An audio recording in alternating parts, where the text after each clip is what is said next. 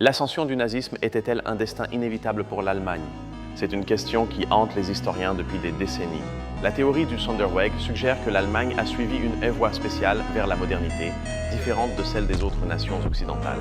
Cette voie unique, marquée par un autoritarisme persistant et une bourgeoisie jugée faible, aurait jeté les bases de l'horreur nazie.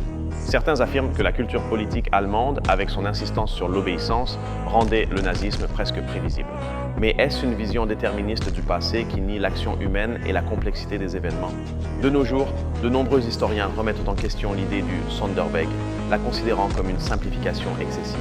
Ils soutiennent que l'Allemagne a fait face à des défis similaires à ceux d'autres nations et que le nazisme fut le résultat de décisions et de conjonctures spécifiques.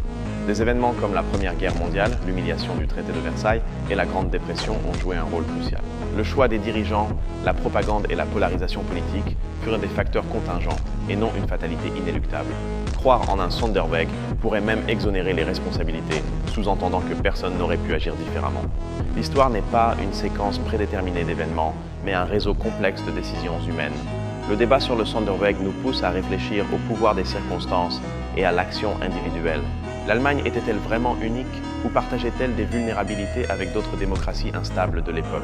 La réponse à cette question change radicalement notre compréhension de l'histoire européenne du XXe siècle.